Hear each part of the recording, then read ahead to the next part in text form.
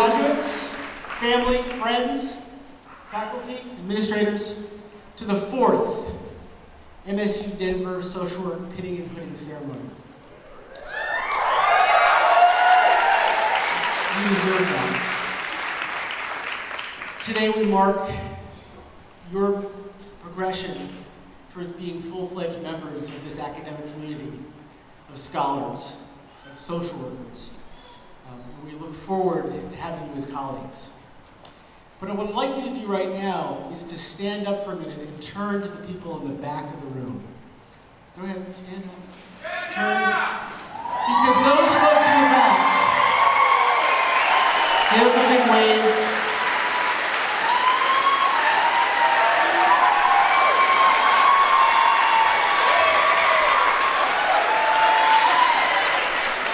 You did not get here by yourself. All of you back there have helped these folks get to this point in their educational career. And we know that for many of you, you are the first in your family to obtain a master's degree. And we know how important that is. And so thank you so much, family, friends, mentors, for being here to support your graduates. Tonight, we look forward to celebrating with you and bring you into full-fledged membership. I'd like to invite Dr. Joan Foster, the Dean of the College of Letters, Arts, and Sciences, to share a few words with you.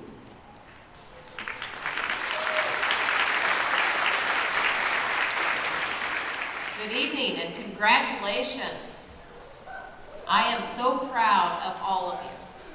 I know that you had a hard journey to get here, and at times you were probably tired and wanted to give up, but you had a goal. You had a vision of being able to contribute to our community and make our community a better place, a safer place, a healthier place, and I'm so proud of you for persevering. Besides recognizing all your family and friends who supported you, I think you should recognize the faculty who worked so hard alongside with you.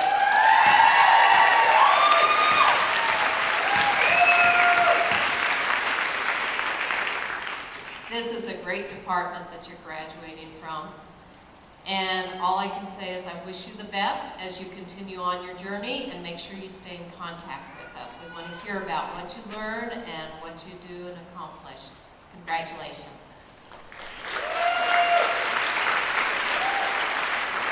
Thank you, Joan. It is my pleasure to introduce to you tonight's speaker. He was the Executive Director of the Colorado Department of Human Services, Reggie Bika. So Reggie, if you would join us. Reggie is the lead person in the state, and he happens to also be a social worker. He has his MSW. We are thrilled to have somebody who's leading us in our work in the state to make the lives of children, families, and older adults safer. So Reggie, please share with us some thoughts.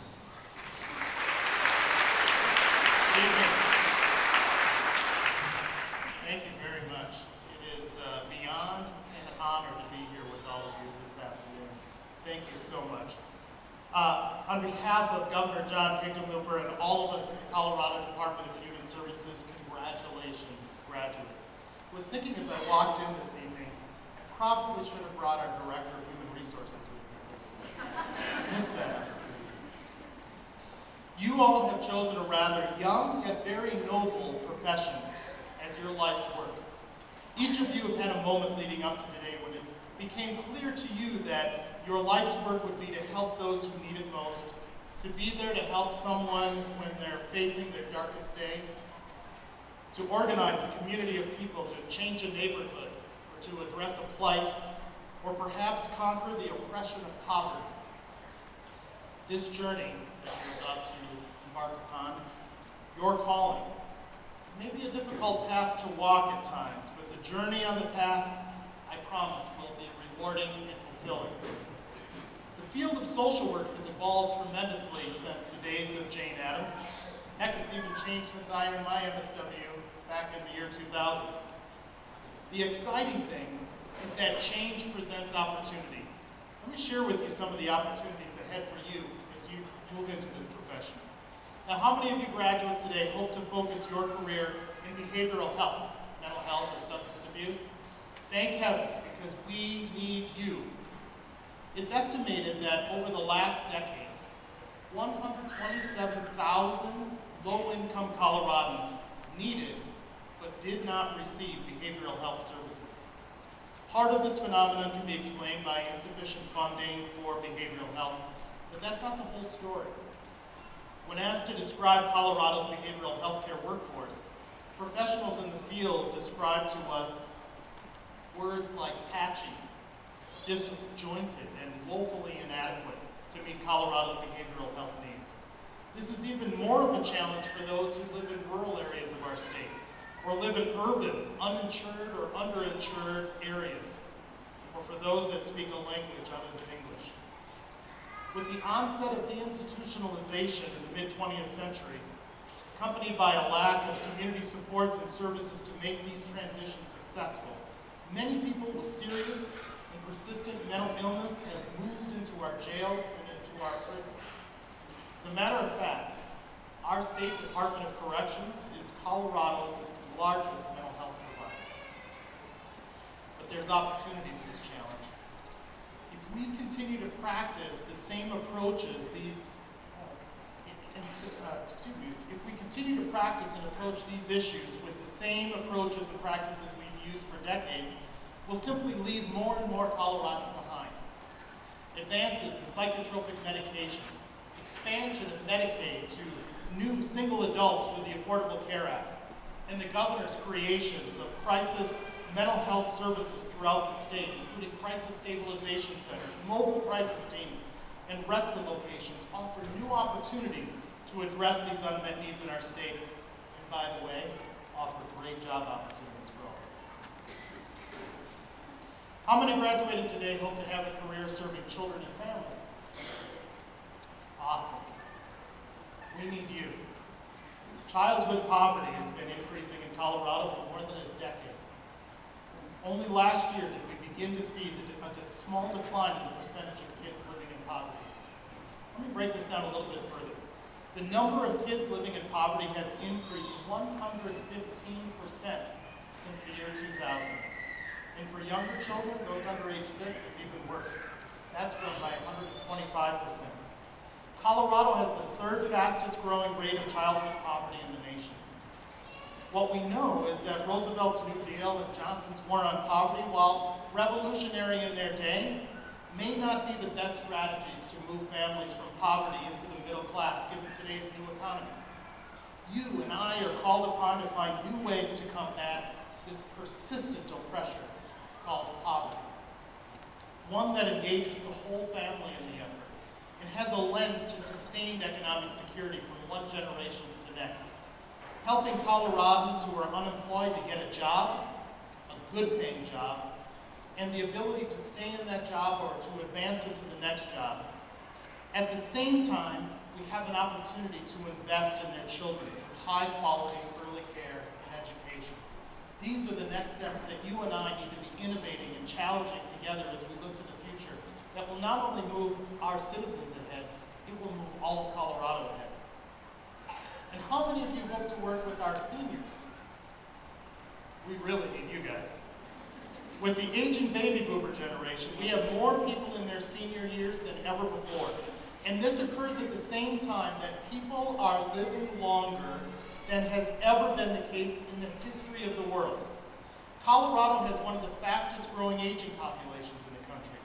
From the year 2011 to 2021, the number of older adults in Colorado will increase by 54%. Colorado seniors want to live in their own homes and in their own communities. Colorado seniors, those baby boomers, they have a different expectation of government and the nonprofit sector than previous generations.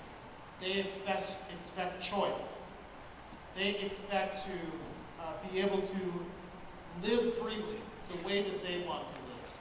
They'll want to work longer than other generations. They'll want new housing options for the ways that they choose to live. That means that you and I will need to develop completely new service systems that meet evolving expectations and needs of octogenarians, nonagenarians, and centenarians. We had to look up nonagenarians, by the way, today. I couldn't figure out what 9-year-olds was, but it's It's non-engineering. There will be no shortage of situations that will require you to stretch beyond how we've done things previously and to create new approaches, new tools, or new services.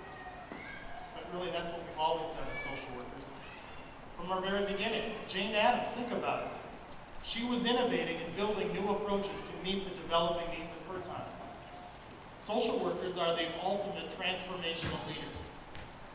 There's going to be some people who won't want to let go of the status quo, and you'll have to navigate those organizational and political changes as well.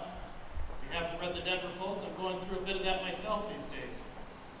Change isn't easy, but it will be absolutely necessary to fulfill the mission and the calling you all have dedicated yourselves to. Gandhi once said, "Strength does not come from winning. Your struggles develop your strengths."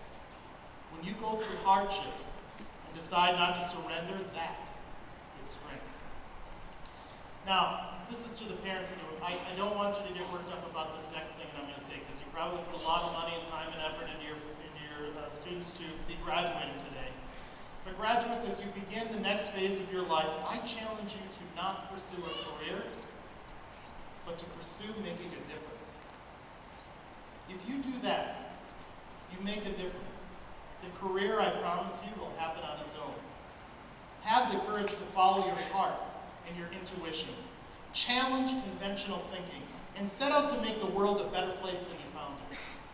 Recently, William Elliott of the University of Kansas wrote, "Early on, people believed that the earth was flat, so there was little reason to build ships that sailed long distances. It was not until Pythagoras theorized that the earth was spherical, and then Aristotle set out to prove with empirical evidence that the world in fact was spherical, that sailors began to push the limits on how far they could sail." He continued, most of the time, people work within existing paradigms, or less commonly, seek to disprove existing paradigms. But every once in a while, there are people who dare to challenge the world as it is and imagine a radically different truth. Their minds then are free to think about the issues they face in ways they were not previously possible. I'd like to tell you a little bit about my own journey as a social worker. I started out back in 1990 as a young social worker doing child protective services. And the very first child that I had the obligation to place in foster care was a 3-year-old child named Brittany. And Brittany was the youngest of 4 children, and she was living in a trailer park along with her parents, Rhonda and Orville. And my coworker Cheryl and I were out that day, along with a police officer, to check about neglect going on in the home. Well, we got there, and the home indeed was in a horrible condition, and we determined that we had to place Brittany in foster care. And what I can tell you is that I will never forget the sheer look of terror in the eyes of Brittany and her mom when my coworker Cheryl went to take Brittany out of her mom's hands so that we could put her into the back of a squad car and drive her to a new foster home. That look of terror in the eyes of Brittany and of Cheryl sticks with me to this day. And it has challenged me to think constantly about how it didn't have to be that way for Brittany. What if we had created a system where Orville, who had a drinking problem, got the services that he needed and the treatment he needed to stop his addiction and get support to be a better father? What if we had taken Rhonda and Brittany and the family and put them all in a hotel for a couple of weeks to help get them stabilized and get them the services that they needed? Heck, they were renting the trailer house they were living in. What if we would have gone after the landlord to come over and fix the house the way that he should have had it in the first place, because they were paying rent? They lived in a trailer park where we spent a lot of our time when I was working for that county. Why didn't we put a prevention agency right there in that community that could be dealing with not only Rhonda and Orville and their family, but everybody else who was facing similar challenges? It didn't have to be that way. And for me, it's been an inspiration to spend the rest of my career figuring out how we can change systems, practices, policies, research, and other approaches to make certain that we find a better way to serve kids and families all across our country. And I hope that as you embark on your journey today, or your journey tomorrow, you probably have a little fun today. As you embark on your professional journey tomorrow, that you will look for those opportunities, or when they're confronted to you, that you'll take advantage of those opportunities to inspire you, to challenge old paradigms, to change the future, and to make the world a better place. I'll close with this. I have a plaque hanging on my wall that I use every day that inspires me. It reads, "Risk more than others think is safe. Care more than others think is wise. Dream more than others think is practical. And expect more than others think is possible." I have found, and I hope that you will find too, that the path to success and fulfillment is dependent upon your willingness to risk, to care, to dream, and to set high expectations for yourself, for those around you, and for those you serve. These aren't just words on a plaque. I think that they're a credo to being great social workers, which I know all of you are going to be. Congratulations. We are so proud of you. And don't forget, as you're looking for work, to check the Colorado CDHS website for employment.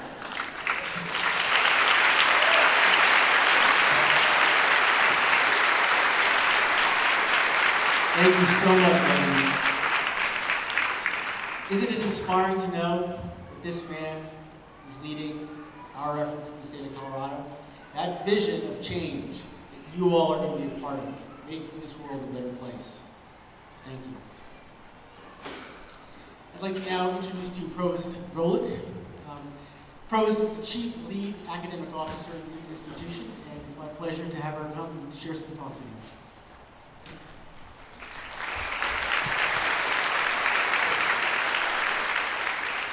Good evening and congratulations to everyone who's here tonight.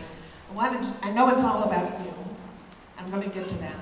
But in case you know a high school student or someone who wants to transfer and be a musician, I wanted to give a little shout out to our musicians who are no longer here. Although maybe they're somewhere nearby. I hope you appreciated them. They are our students. And so you can see that you can get a pretty good education in music here too. So just in case you know somebody out there, send them our way. So seriously, thank you so much for those comments, Executive Director. Those were very powerful and inspirational, and I hope that all of you feel, well, you must feel very included in his comments, because clearly all of you are very needed right here in River City. So yeah, next time bring your human services person with you. We are here to celebrate your accomplishments of earning your Master of Social Work degree. And over the next several weeks, I hope that you take the time, you and your families, to revel in that achievement, because it is truly meaningful. And you deserve to feel a special pride, not only in what you have accomplished, but in what you have chosen to do. At Metropolitan State University of Denver, we believe that what matters most about a university education is what kind of people we graduate. What they do, how they live, the ways in which their lives make a positive difference in the lives of others. You represent in a powerful way the importance of embedding that belief into our educational purpose. Last year, as some of you might know, U.S. Secretary of Education Arne Duncan was on our campus, and he met with about 10 Latino males, a group of students known nationally not to succeed in graduating from high school, much less from university. These incredibly articulate young men answered Secretary Duncan's question about what can the federal government do to improve this situation by saying the following: we need more counselors, more social workers, more mentors in high schools and colleges to help us overcome life's obstacles to our success. And I quote. Pretty powerful stuff. And you will be filling those needs, as well as many other societal needs in our communities, as we just heard As a group of people who will be entering what I like to call a nurturing world of work, you are and will be blessed. As Ralph Waldo Emerson once noted, it is one of the most beautiful compensations of life that no man can sincerely try to help another without helping himself. You are entering a profession that will bring a multitude of its own rewards over time. To paraphrase Tracy Kidder, we don't always know when we are making a difference in the life of a friend, colleague, family member, or even a stranger. Even when we have made a dramatic one, we have the power, each of us, each of you, to put snags in the river of life, of people passing by over the years, and we can redirect hundreds of lives. In the words of Wes Moore, who was one of our authors of One Book, One Project to Transform, and author of the book The Other Wes Moore, One Name, Two Fates, quote, "Life's impermanence is what makes every single day so precious. It's what shapes our time here. It's what makes it so important that not a single moment be wasted." Okay, aside from the celebration that you're going to have tonight. He notes that the power of advice that he received from one of his mentors along the way. When it is time for you to leave this school, leave your job, or even leave this earth, you make sure that you have worked hard to make sure it mattered you were ever here. Well, guess what? You've chosen a profession that's going to mean that your presence on earth has mattered. And that's a wonderful, wonderful thing. I hope you will never stop dreaming. Sonia Sotomayor, a Supreme Court Justice who visited our campus, some of you may have been able to be here and listen to her, writes in her memoir, My Beloved World, that becoming a Supreme Court Justice was a goal that had never occurred to her, except as the remotest of fantasies. Experience taught her that you cannot value dreams according to the odds of their coming true. Their real value is in stirring within us the will to aspire.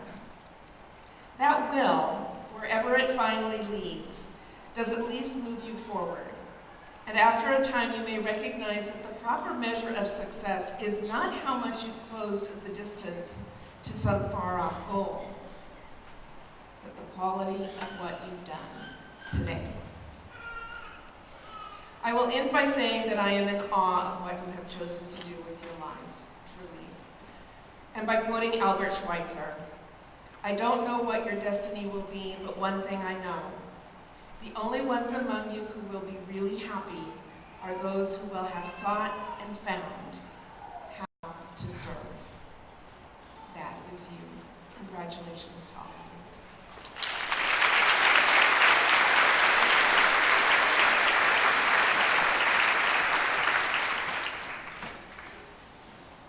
As you know, we are a young MSW program. And without President Jordan, Provost Golick, Dean Foster, Associate Dean Complin, we would not be here and you would not be here.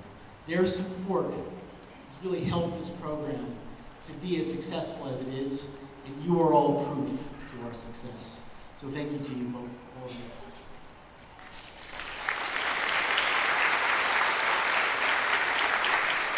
So tonight is about the hooding. And so I want to tell you a little bit about the hood.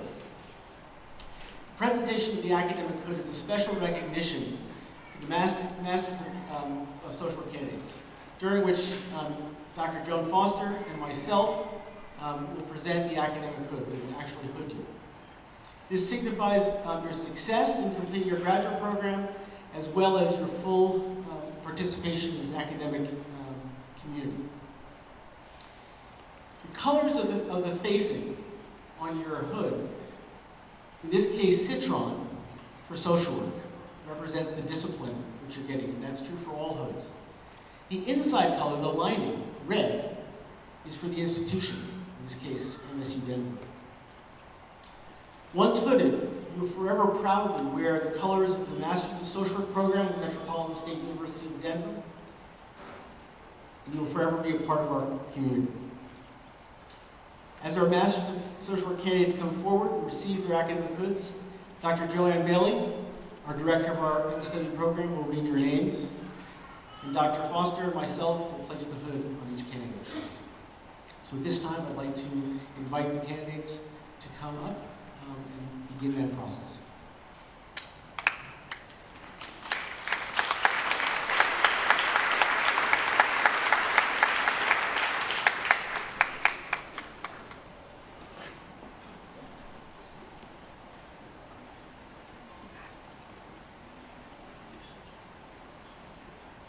Sean Brandier.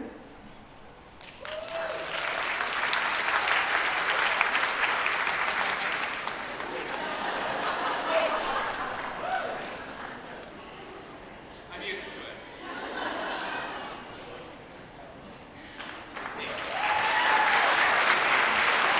Julie Harris.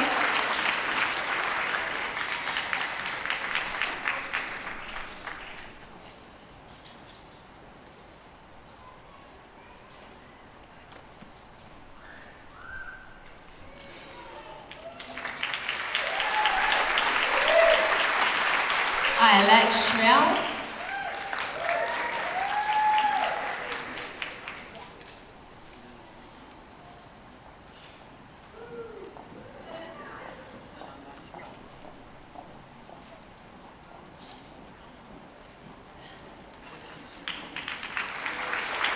Christina Buchelman.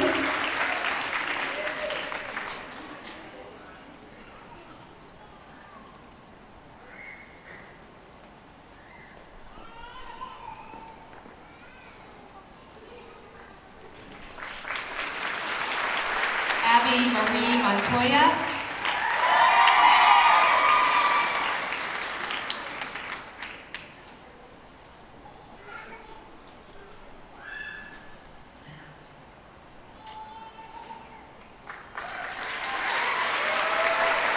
Terry Bookin.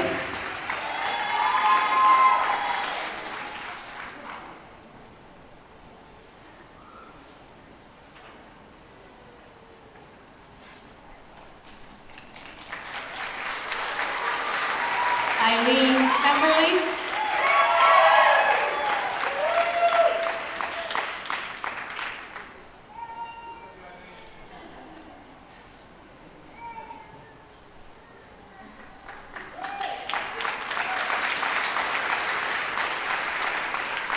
Matthew Taylor.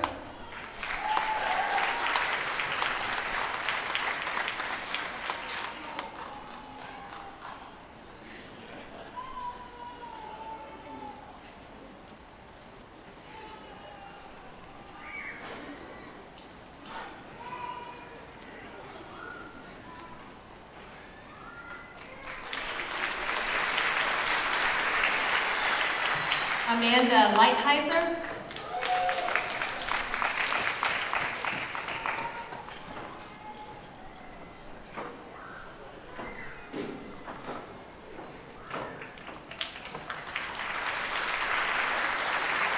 Sonia Brophy.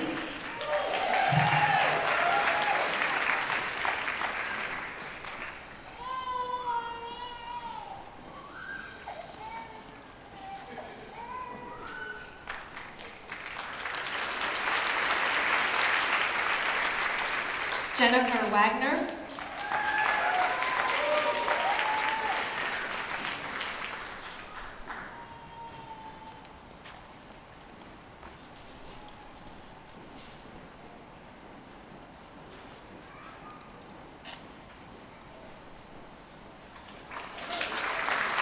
Amelia Worthy.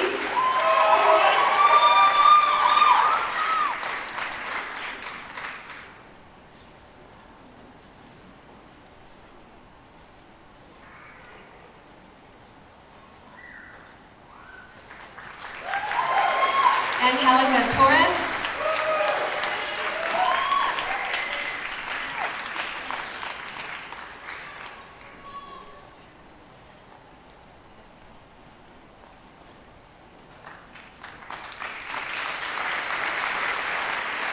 Tiffany Hadmio.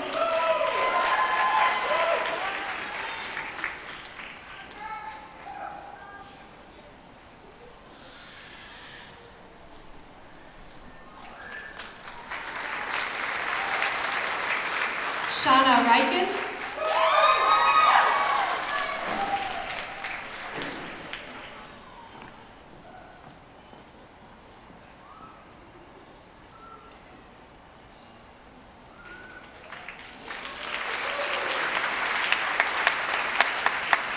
Amy Beaver.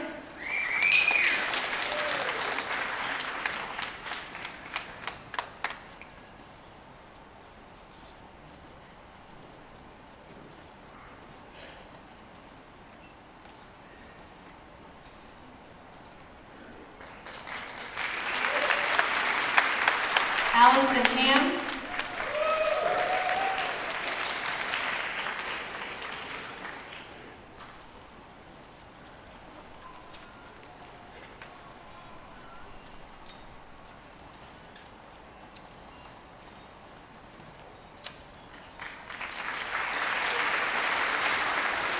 Lauren O'Donnell.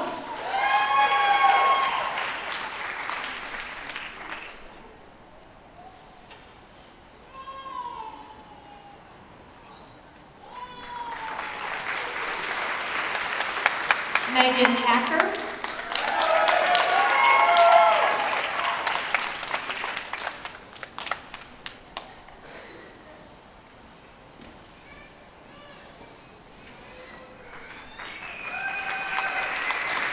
Stephanie Martinez.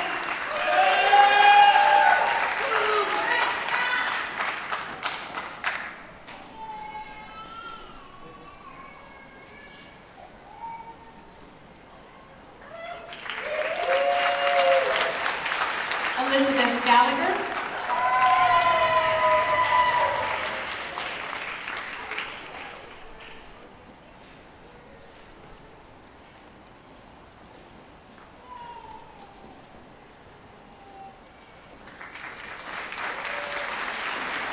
Tiffany Valdez.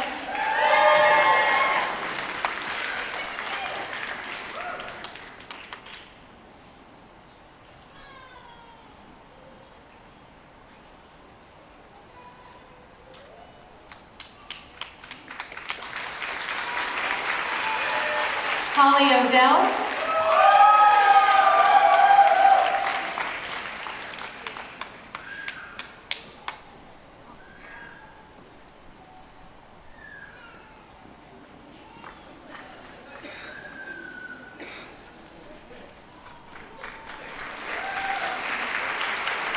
Jonna Wagner.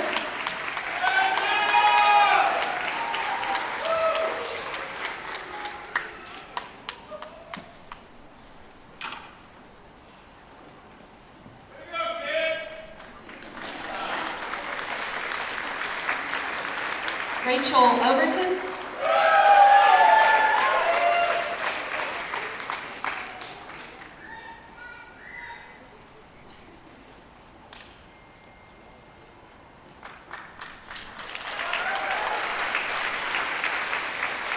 Natalie Cabral.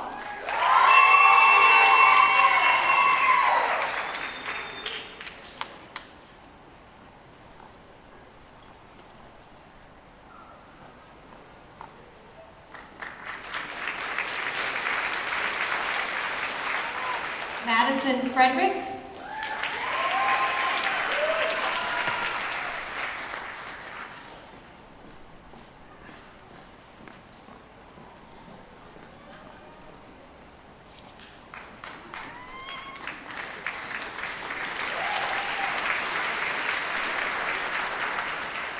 Keely Cordova.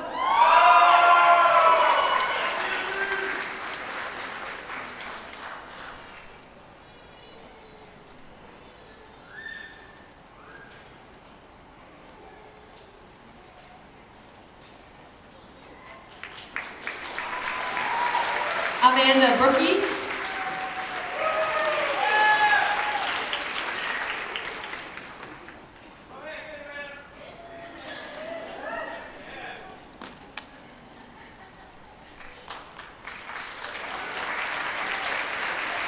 Felicia Fothinger.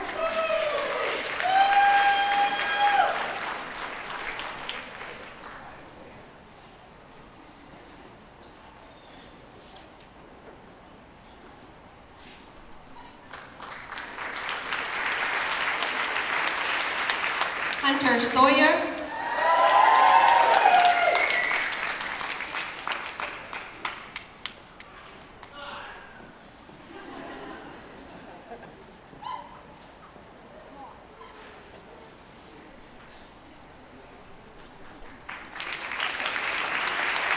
Colleen Van Essen.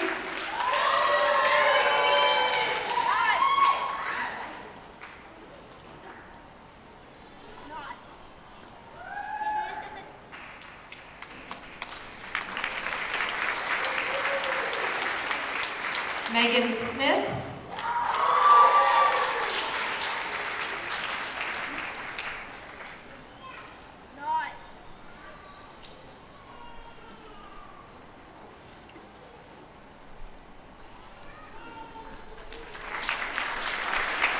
Stephanie Johnson.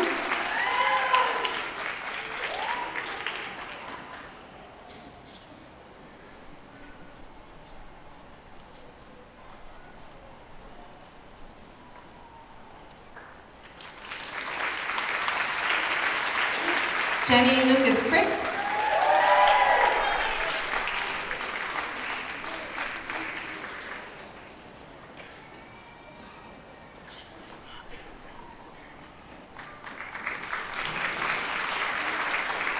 Jessica Harden.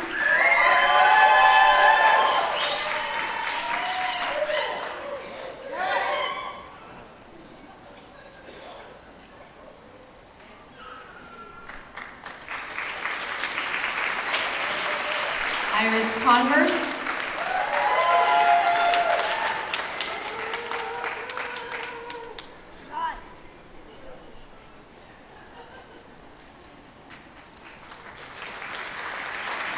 Megan Wisecup.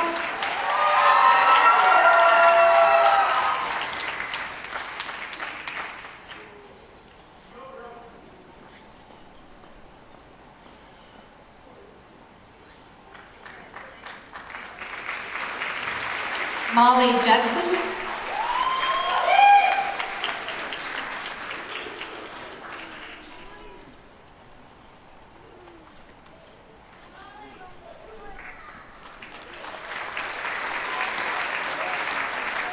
Jamal Jackson.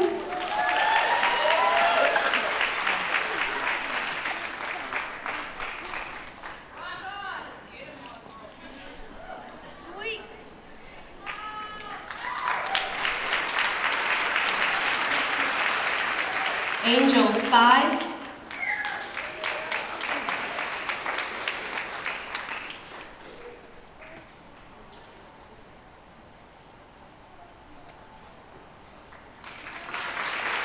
Jennifer Tree Southwick Brown.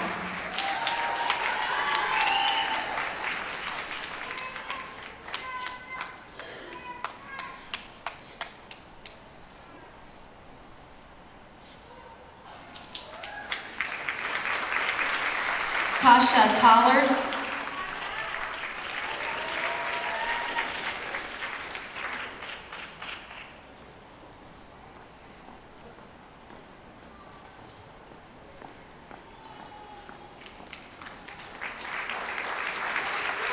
Holly Speaks.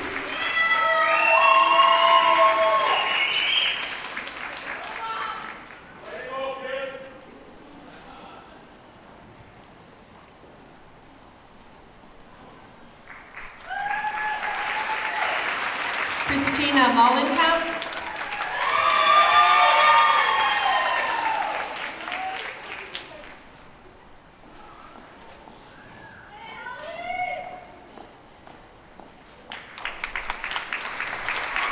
Audrey Caudill.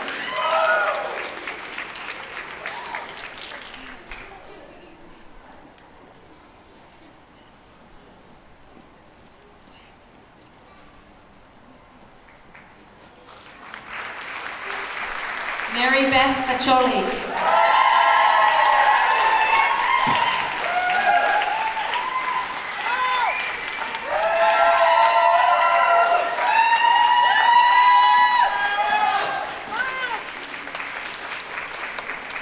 Julie Jackson Cloxton.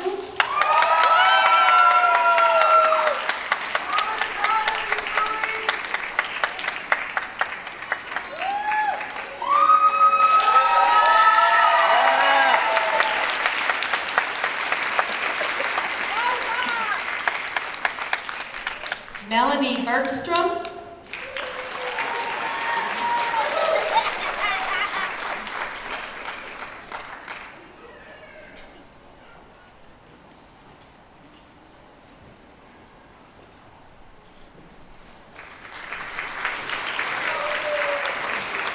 Amber Wright.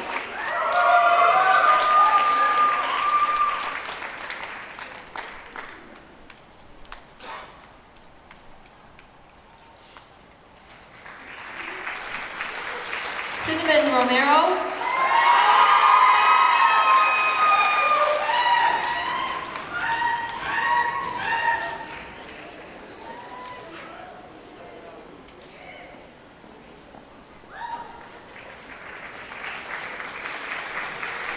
Erica Skeels.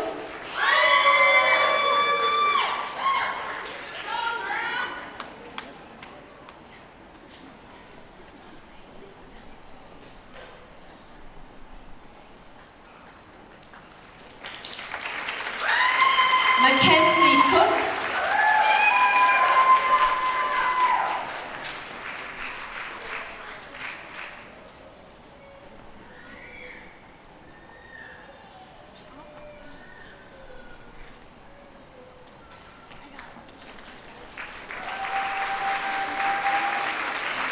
Edgar Acosta.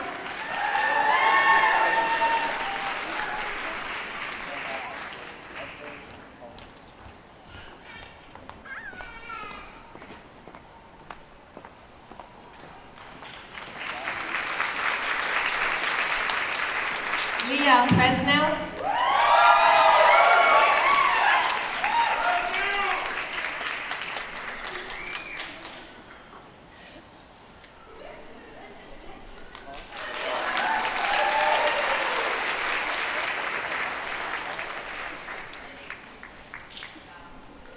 Mary Jo Kerrigan.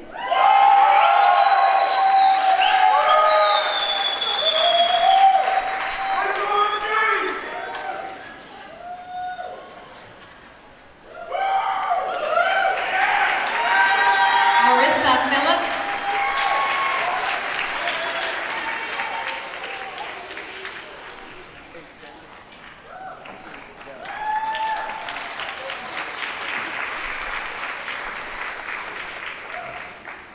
Monica Badalero.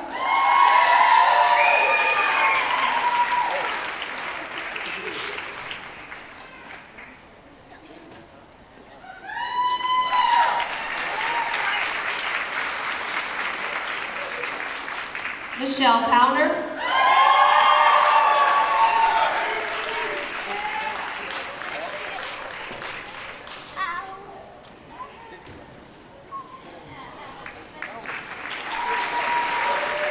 Jake Owater.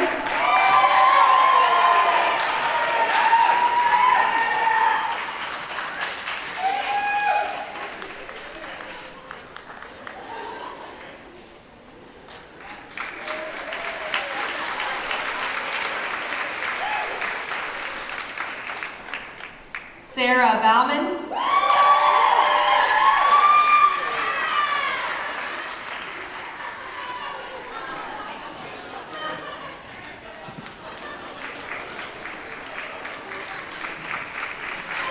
John Curtis Goodhart.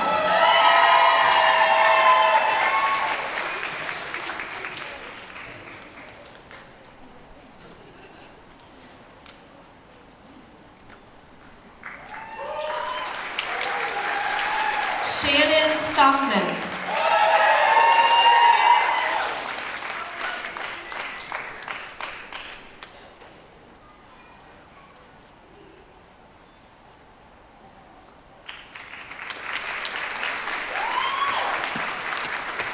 Serafina Treston Pastori.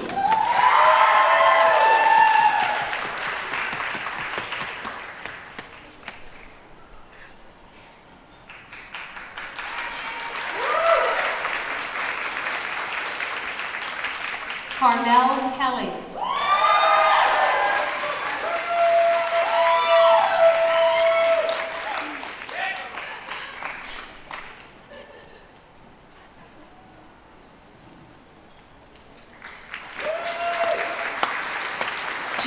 Gentili.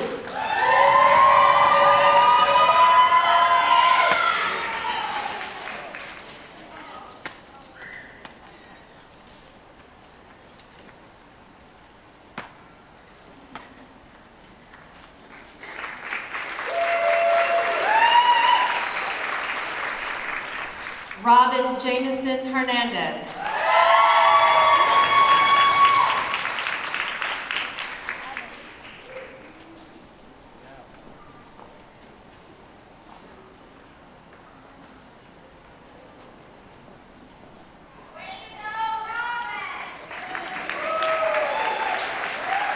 Daniel Church.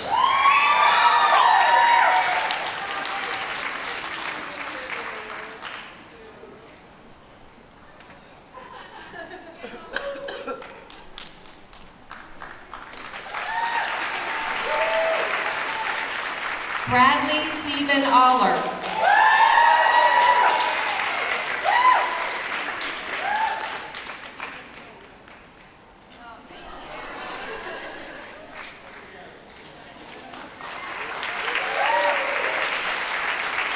McKenna Hine.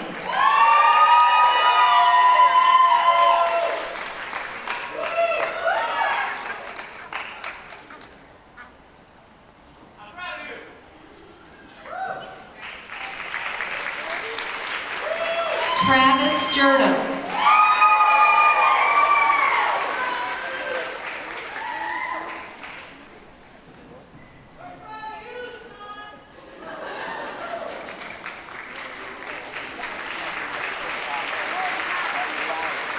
Lynn Mundy.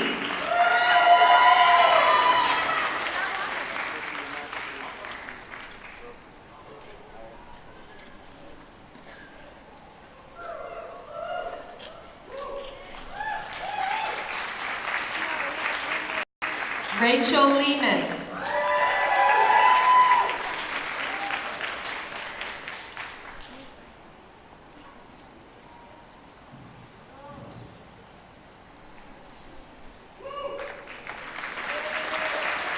Angela McClure.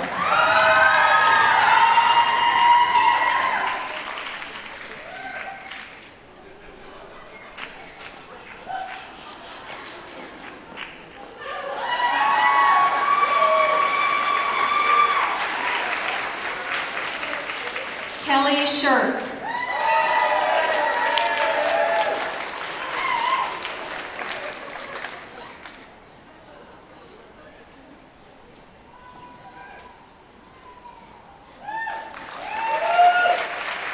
Annie Garcia.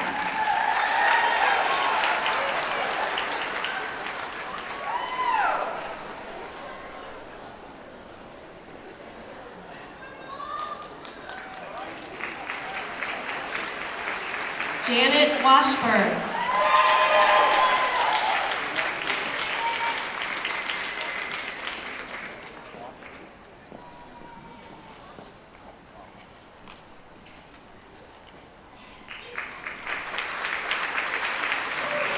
Amelia Tiva.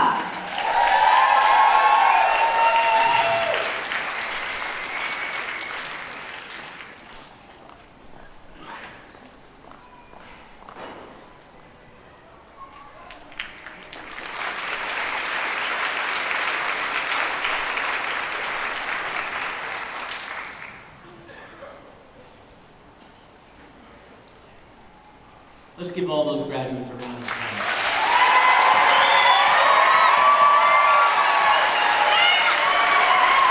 Class of 2015.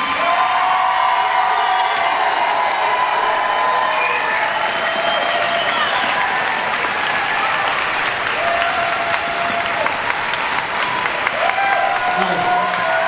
Give a nice standing ovation for them. Family and friends.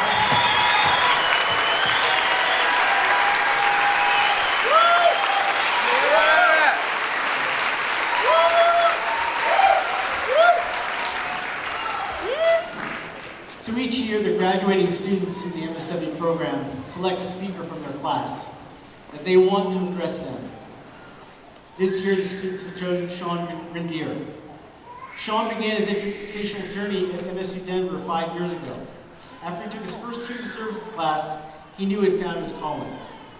As an undergraduate, he excelled academically, being recognized as the outstanding student in the School of Professional Studies in 2013. He was also inducted into the Tau Epsilon Alpha, the Honor Society for Human Services, and the Golden Key Honor Society. Sean chose social work because it reflected how he was beginning to see people and their struggles. Since enrolling in the MSW program, he states, "I've grown as a person and a clinician." He's again excelled in his studies here at MSU Denver, recently being inducted into the Phi Alpha, the Social Work Honor Society. In this program, in MSU Denver, he's known as someone who is passionate and speaks up in class. He's got quite a loud voice, we heard him back. His success in the program has culminated in the Center of Dependency, Addiction, and Rehabilitation, where he did his internship, recently hiring him. Don't we love it when our graduates walk away fully employed? So please welcome Sean Brignier.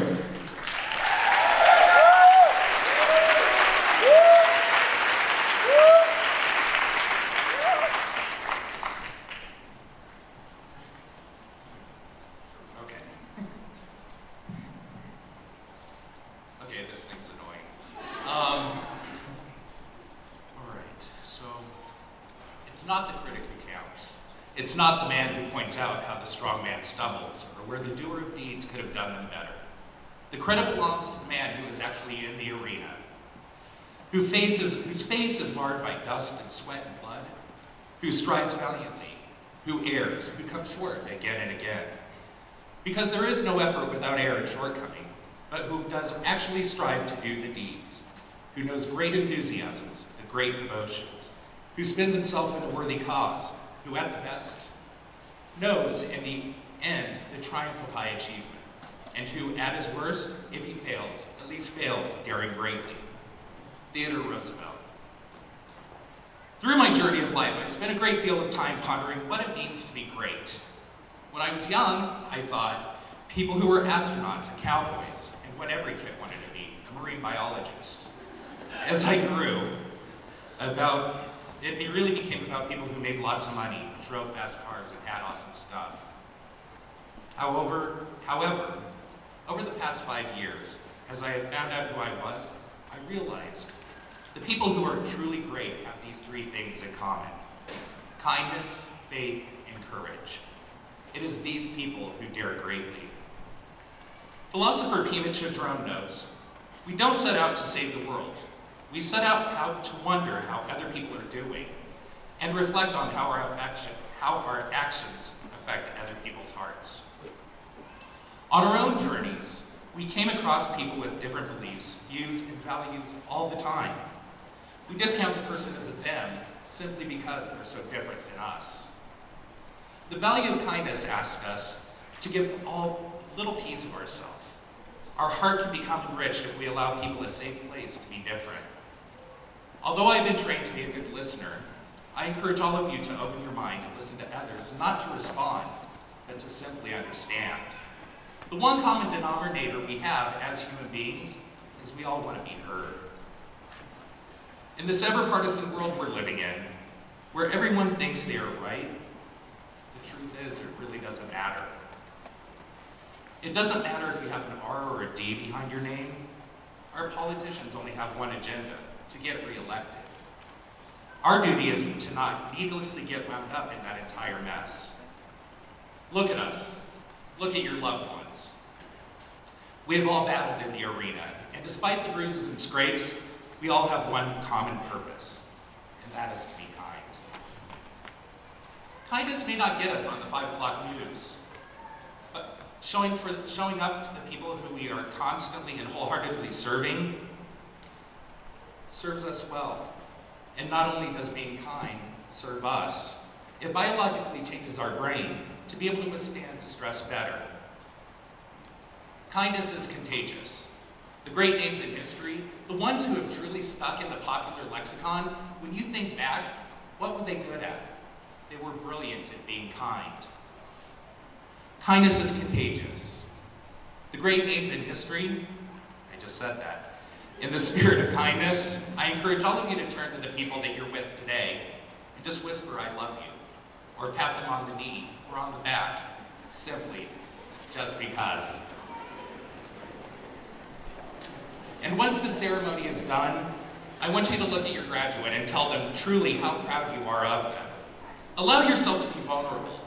Connect on a deeper level and share this truly amazing moment. Because this moment is a culmination of many battles in the arena. Sam Harris notes, faith enables many of us to endure life's difficulties with an equanimity that would scarcely be conceivable in a world lit only by reason. Faith is the foundation of hope. Without hope, greatness cannot happen.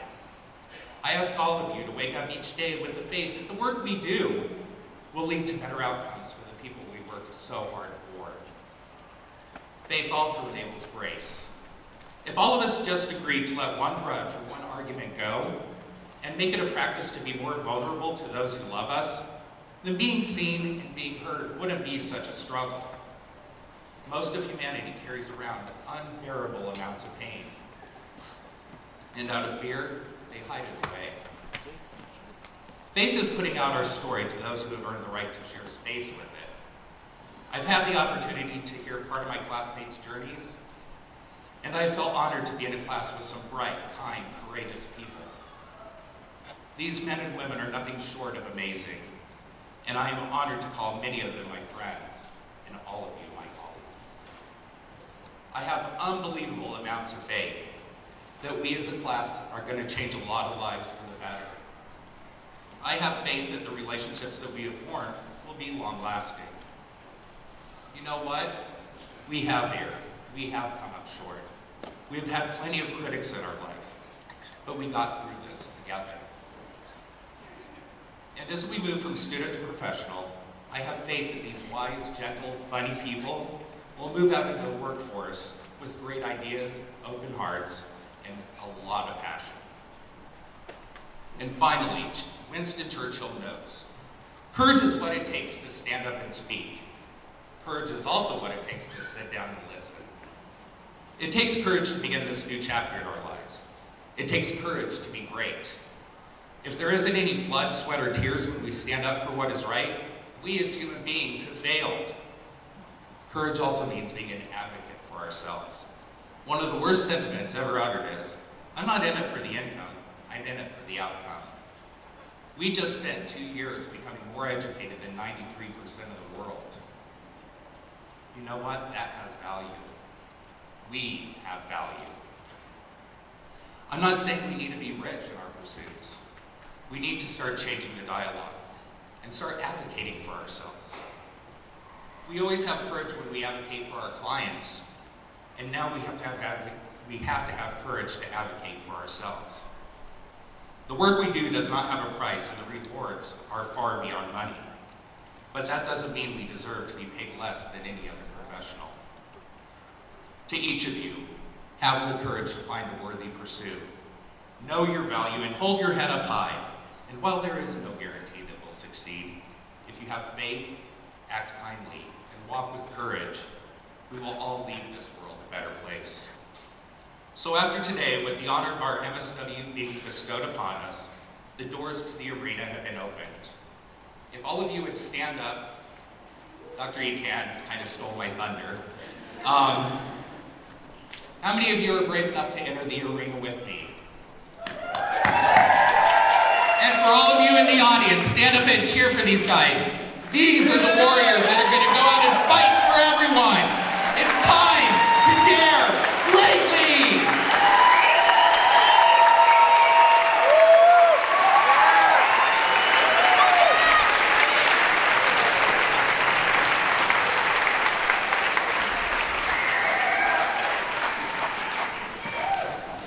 I like that. You're all the warriors for change. I like that. Thank you, Sean, for those thoughts. Each year, the faculty recognize students in our undergraduate and graduate program for some of their accomplishments. I want to just share with you our MSW student awardees this year. For the Social Justice Advocate Award, Jaleesa Williams.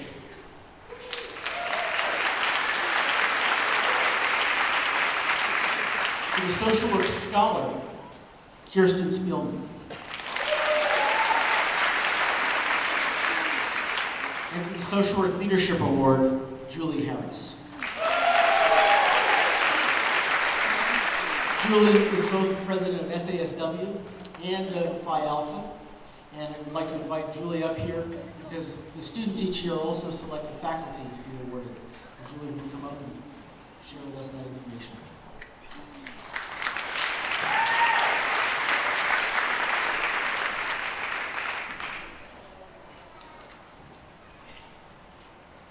The MSW Faculty of the Year for 2015 goes to Dr. Dawn Matera, PhD.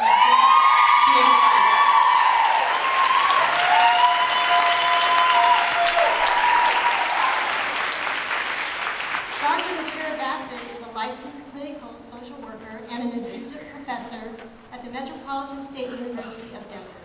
She has worked over 20 years in the mental health treatment setting with children, adolescents, and adults. She is currently the principal investigator on the HRSA Behavioral Health Workforce Education and Training for Professionals and Paraprofessionals project. She is also the principal investigator and co-principal investigator on 2 state initiatives to provide training for the public child welfare workforce and to explore whether an intervention can help reduce vicarious trauma in the workforce. She teaches family and group therapy courses in addition to being the lead faculty for the BSW and MSW policy courses. Her research interest focuses on interventions to strengthen the efficacy of mental health treatment for clients and to find ways to help mitigate the impact of vicarious trauma on treatment providers. Please welcome Dr. Dawn Matera-Bassett.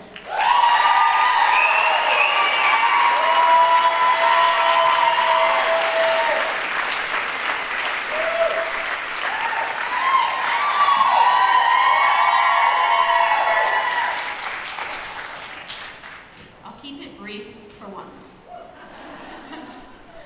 For the family and friends, on behalf of all of your loved ones sitting in blue robes in front of you, thank you for trusting that the journey would be worth the destination. And I'm going to get emotional, but I'll try not. For all of you in front of me, after multiple papers, correct? Rigorous dialogues and discussion in class, all of us up here, we are confident and proud to call you colleagues. We look forward to your journey, and we truly hope to hear about all your wonderful adventures. Thank you.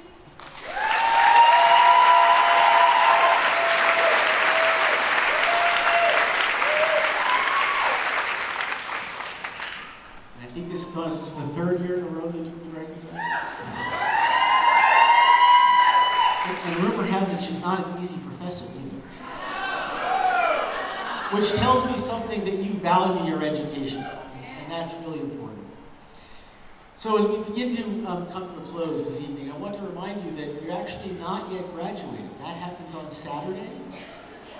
Yeah, this is just the pinning and hooding. Commencement is on Saturday, so be there or be square. We all want to see it. To bring us to a close, I would like to invite up Dr. Joe Bailey, our esteemed program director, to share the closing remarks with you.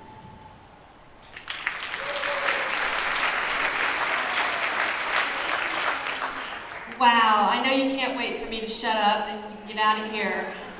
But I want to start off with a thanks to everybody who contributed to this evening. The MSU Denver Jazz Ensemble, wonderful playing for us tonight. It really classed us up. I want to thank the social work department staff who made this happen. Just amazing job. I want to thank the friends and family who support your grads, the faculty and staff, most of whom are here with you tonight, who have helped guide and mentor our students through this journey. And most of all, I want to thank you, the graduating class of 2015, for your hard work, for your perseverance, and for your commitment to making a difference in the world. I can't think of a more purposeful profession than social work. It truly is noble work. You are going to make a difference, and that difference isn't a trivial difference. It is deep, it is meaningful, because you are going to affect the human condition. I don't want to be a downer or overwhelm or depress you, but the work isn't easy, and there's a lot to it. You're joining a profession. You're joining professionals like those in the National Association of Social Workers who believe that in this great country of ours, no one should go hungry. No elder should feel as if they are a burden to their family or community. That no caregiver should have to make an agonizing choice of whether or not they take a day off work or stay home to care for a sick loved one. We believe that access to education should be a right, not a privilege. We believe that no one should feel, no child, no man, no woman should feel as if they don't matter to others. We believe that children are cute. We believe that no two consenting adults should be condemned for their love. We believe that jails and prisons should not be the #1 mental health provider in this country. We believe that no one who puts in an honest day's work should live in poverty. And we believe that no one working hard, seeking the American dream, should be treated like a criminal. This is a bit of what social workers are dedicated. A bit of what social workers are dedicated to. So there's a lot for you to do. And please know that we believe in you. You have the skills, you have the knowledge, and you have proven yourself. Now, we're counting on you.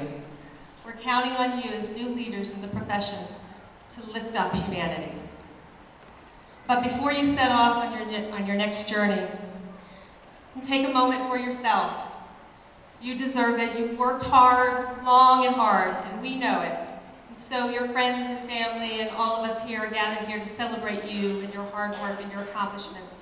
We congratulate you on your grand achievements, and we are grateful for the work that you are about to set off to do. I wish you joy, I wish you peace, and I wish you purpose. Thank you. Be well. Good night.